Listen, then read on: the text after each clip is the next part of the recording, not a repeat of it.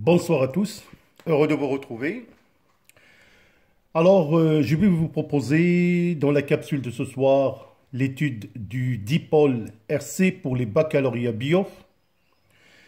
J'espère d'avance que cette capsule va vous apporter quelques acquis de base qui vont vous permettre bien évidemment d'améliorer vos compétences et de maîtriser ce chapitre. C'est quoi un dipôle RC? Le dipôle RC, c'est un circuit qui est composé d'un générateur, d'une résistance et d'un condensateur. Je vais vous présenter un schéma sur lequel, bien évidemment, on va travailler.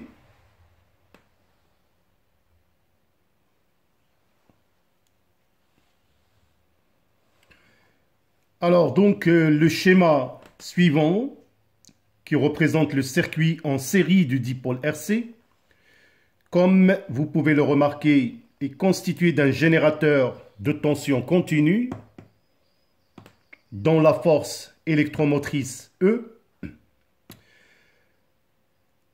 Ce générateur a deux positions sur lesquelles, bien évidemment, je peux positionner l'interrupteur K.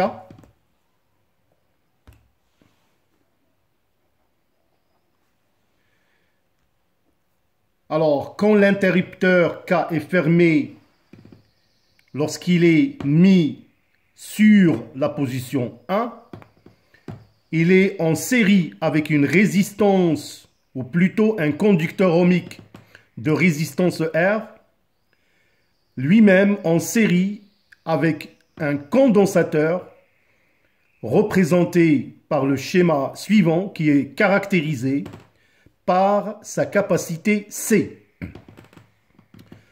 Nous allons bien évidemment procéder par charger le condensateur initialement vide. Et comme vous pouvez le remarquer, je vais mettre l'interrupteur ou bien le commutateur sur la position 1 et je vous présente l'animation suivante qui va mettre en évidence la charge du condensateur.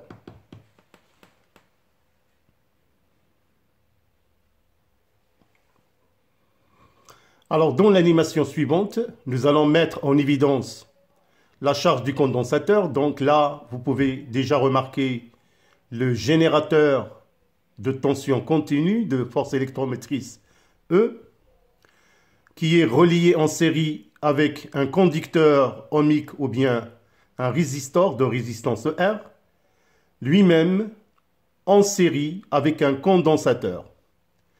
Nous allons voir que se passe-t-il lors de la fermeture du circuit.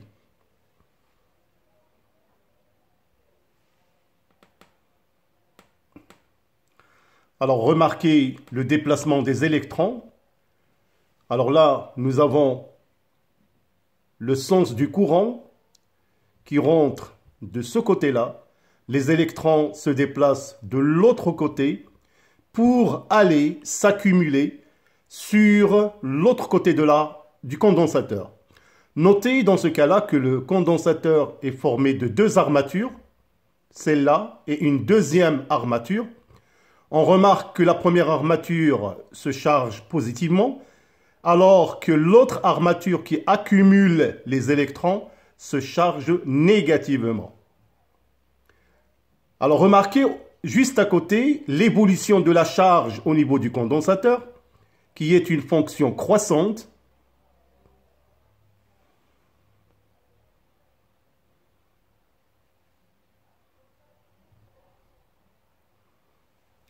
Bien évidemment, à un certain moment, le condensateur est entièrement chargé et dans ce cas-là, la charge va atteindre une valeur maximale.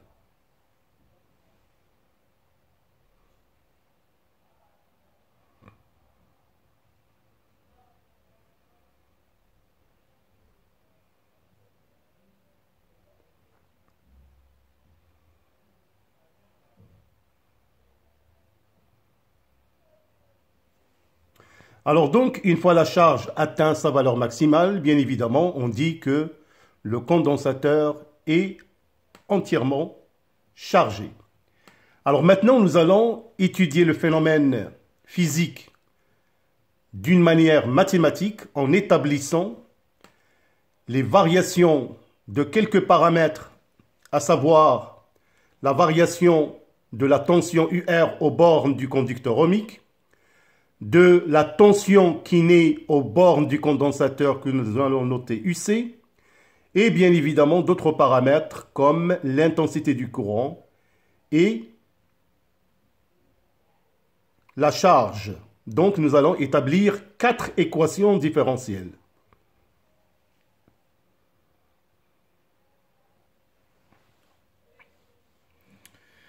On a dit que après la fermeture de circuit, le générateur va alimenter le circuit par un courant d'intensité I qui va passer dans le conducteur ohmique. À ces bornes naît une tension UR. Remarquez le sens d'orientation de UR. Il est orienté dans le sens contraire de l'intensité du courant. De même, quand le courant entre dans le condensateur, la tension aux bornes de ce dernier s'oriente elle aussi de manière opposée à celui du courant. Et on remarque que dans l'une des armatures qui accumulent les charges positives, on a une charge Q+, alors que sur l'autre armature, une charge Q-. Mais bien évidemment, notez que la charge globale du condensateur, c'est la valeur absolue de plus Q et de Q-. Alors comme je vous ai dit, nous allons maintenant étudier le phénomène par l'établissement des 4 équations différentielles qui caractérisent la charge d'un condensateur.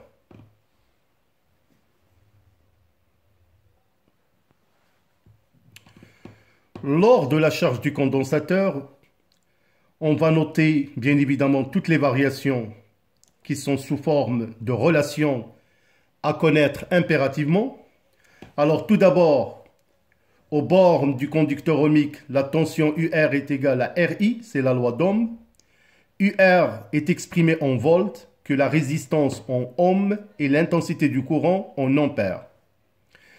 Aux bornes du condensateur, comme je vous ai dit à la fin, ce dernier accumule une charge Q qui est égale CUC, que je peux écrire autrement, la tension aux bornes du condensateur UC est égale à Q sur C.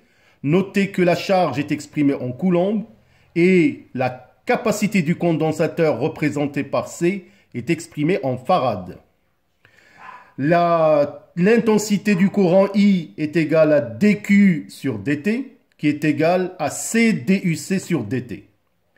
Enfin, à la fin de la charge, le condensateur emmagasine une énergie électrique E indice E, qui est exprimée par la relation suivante. E indice petit e est égal à 1/2 CUC au carré. Cette énergie, bien évidemment, est exprimée en joules. On peut aussi exprimer l'énergie électrique par une autre expression, 1/2 Q au carré C. Tout dépend bien évidemment de la relation dont on a besoin pour résoudre éventuellement des exercices. Alors maintenant, nous allons passer à l'étape qui va nous permettre bien évidemment d'établir les 4 types d'équations différentielles des variables lors de la charge du condensateur.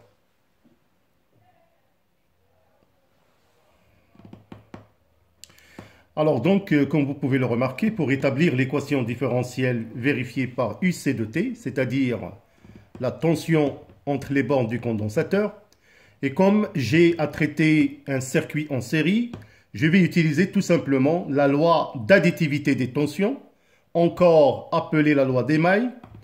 Alors UC plus UR est égal à E.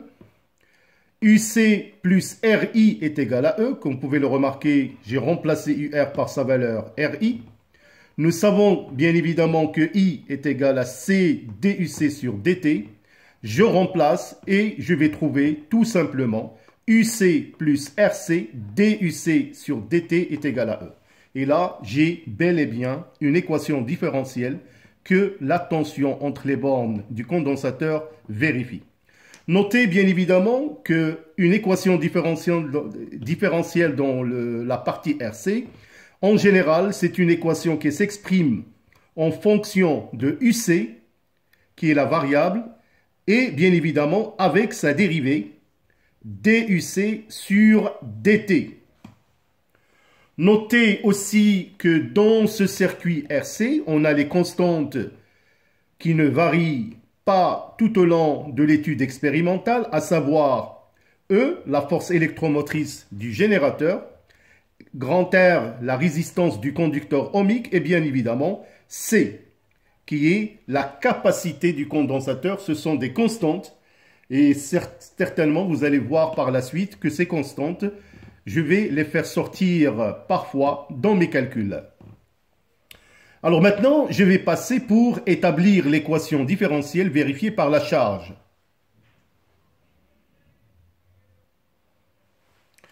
De la même manière, donc pour établir l'équation différentielle que vérifie la charge du condensateur, alors bien évidemment, je vais toujours utiliser la loi d'additivité des tensions.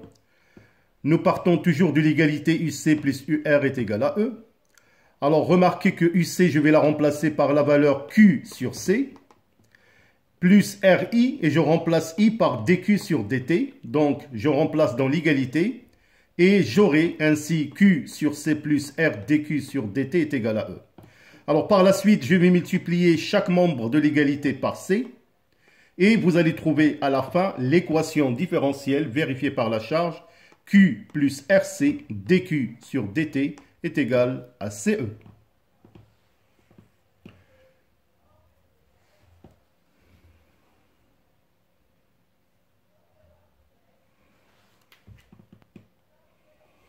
Alors, pour établir l'équation différentielle vérifiée par l'intensité du courant I de T, alors comme toujours, je vais utiliser la loi d'additivité des tensions ou bien la loi d'Émaille.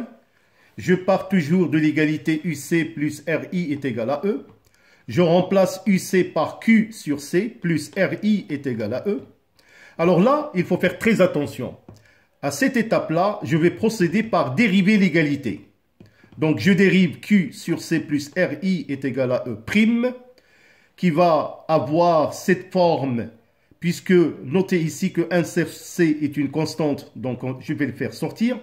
1 sur C dQ sur dt, plus R dI sur dt est égal à 0. Pourquoi 0? Parce que E est une constante et sa dérivée est nulle. Alors je continue. Je sais que dQ sur dt est égal à I, que je remplace ici. Donc 1 sur C, I, plus R dI sur dt est égal à 0. Je multiplie le tout par C et j'aurai à la fin I plus RC dI sur dt est égal à 0, qui est bien évidemment l'équation différentielle vérifiée par I de t. Donc faites très attention, mes chers étudiants, dans le cas de l'établissement de l'équation différentielle I de t. Surtout, arrivé à cette étape-là, il faut penser vraiment à dériver l'égalité pour pouvoir trouver l'expression de cette équation différentielle. Alors, nous allons passer à la dernière équation différentielle. Cette fois-ci, c'est en fonction de UR de t. Alors, pour la quatrième équation différentielle que vérifie UR de t, c'est-à-dire la tension aux bornes du conducteur ohmique, et comme vous pouvez toujours le remarquer, je pars toujours de la loi d'additivité des tensions ou bien la loi d'Émaille. Alors, UC plus UR est égal à E. Je remplace UC par Q sur C, plus UR est égal à E. Arrivé à ce stade-là, encore une fois, je vais dériver cette égalité. Donc, Q sur C plus UR est égal à E prime, que je vais remplacer par 1 sur C qui est une constante, dQ sur dt plus DUR sur dt est égal à 0. Bien évidemment, la dérivée de E est nulle puisque E est une constante. Alors, sachant bien évidemment que dQ sur dt est égal à I, et UR est égal à RI. De cette expression, déjà, je peux déduire que I est égal à UR sur R. Alors donc, je remplace dQ par dt par I. Et je remplace par la suite I par UR sur R. Et je vais multiplier le tout par RC. Et vous allez trouver à la fin que l'équation différentielle vérifiée par UR de t, elle est UR plus RC DUR sur dt est égal à 0.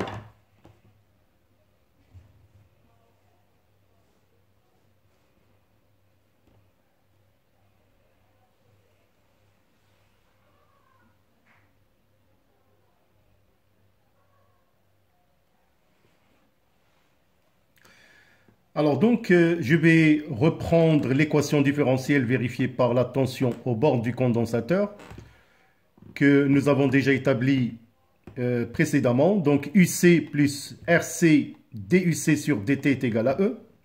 Alors, notez déjà qu'on va poser RC est égal à taux. Alors, c'est une caractéristique du condensateur à la charge. Alors, taux, il est appelé la constante de temps. Il est exprimé en secondes. Alors, en général, on va vous proposer la solution de cette équation différentielle, en général sous cette forme. UC de t est égal à A exponentielle moins t sur alpha plus B. Et bien évidemment, on peut vous demander de déterminer les paramètres A, alpha et B. Alors, pour cette raison, nous allons tout simplement remplacer UC de t A exponentielle moins t sur alpha plus B dans l'équation différentielle. Alors, et on va trouver bien évidemment les paramètres A, alpha et B. Alors tout d'abord, remarquez que ici, pour remplacer dans cette équation différentielle, j'aurai besoin de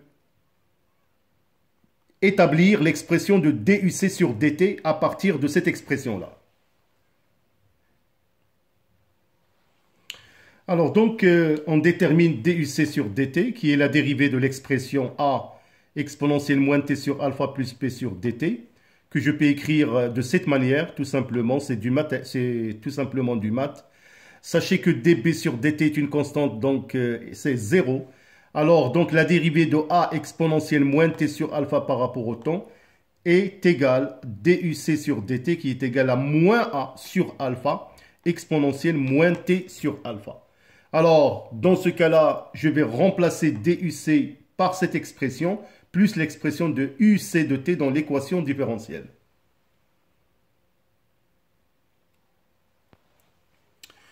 Alors donc, après avoir calculé DUC sur DT, qui est égal à moins 1 sur alpha exponentielle moins t sur alpha, comme je vous ai dit, je vais remplacer UC de t et DUC de t par leur valeur dans l'équation différentielle. Alors, j'ai fait tout simplement le remplacement suivant que je vous laisse suivre. Notez qu'à ce niveau-là, je vais factoriser par A exponentielle moins t sur alpha, facteur de 1 moins RC sur alpha qui est égal à E moins B. Je fais passer B de l'autre côté. Alors, notez que cette équation, bien évidemment, est vérifiée quel que soit t, si et seulement si, bien évidemment. 1 moins RC sur alpha est égal à 0. E moins B est égal à 0. De ce système, je peux déduire, bien évidemment, alpha et E. Donc, alpha est égal à RC et B est égal à E.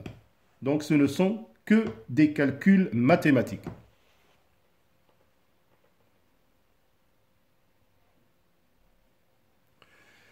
Alors, il me reste par la suite pour déterminer le paramètre A. Alors, pour déterminer A, on va utiliser tout simplement les conditions initiales. À l'instant t est égal à 0, il faut se rappeler bien évidemment qu'on a utilisé un condensateur initialement vide. Donc ce qui fait que la tension à ces bornes, à l'instant t est égal à 0, elle est nulle. D'où A exponentielle moins 0 sur alpha plus B est égal à 0. Donc remarquez ici que j'ai remplacé t par 0. Alors j'aurai exponentielle 0 est égal à 1. Alors ce qui fait que A plus B est égal à 0 et A est égal à moins B qui est égal à moins E. Alors donc, je peux établir l'expression de cette tension établie lors de la charge du condensateur.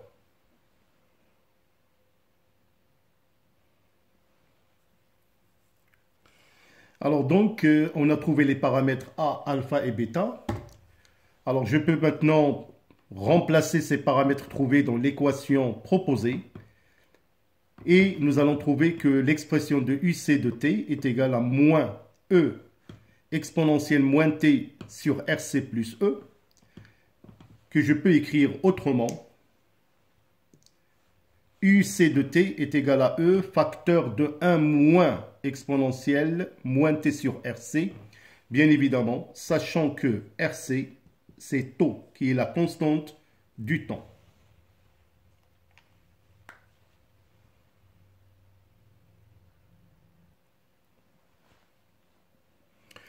Alors donc, comme vous pouvez le remarquer, on a déjà trouvé l'expression de UC de t. À partir de cette expression, bien évidemment, on peut établir les solutions des équations différentielles établies en fonction de QT, de la charge, en fonction de l'intensité du courant I de t et en fonction de la tension au bord du conducteur ohmique. Alors, c'est très simple. Nous savons que la charge Q de t est égale à C UC de t, puisque c'est une constante. Je remplace UC de t par sa valeur et j'aurai Q de t est égal à CE, facteur de 1 moins exponentielle moins t sur RC. De la même manière, nous savons que l'intensité du courant I de t est égale à dQ sur dt. Donc, je vais dériver l'expression de la charge. Voilà, et je vais trouver que I de t est égal à E sur R exponentielle moins t sur RC. Alors, pour UR de t qui est égal à R I de t, je remplace I de t par sa valeur. Et je vais trouver bien évidemment que UR de t est égal à E sur R exponentielle moins t sur RC. Alors voilà mes chers élèves, je ne veux pas que la capsule soit trop longue pour vous. Alors maintenant, on a déjà établi les solutions des 4 équations différentielles. Dans la capsule qui va suivre prochainement, nous allons traiter le tracé graphique de toutes ces fonctions-là et sur lequel, bien évidemment, on va traiter pratiquement l'ensemble des questions que vous aurez traitées dans ce chapitre. J'attends bien évidemment vos commentaires. D'ici là, portez-vous bien. À bientôt.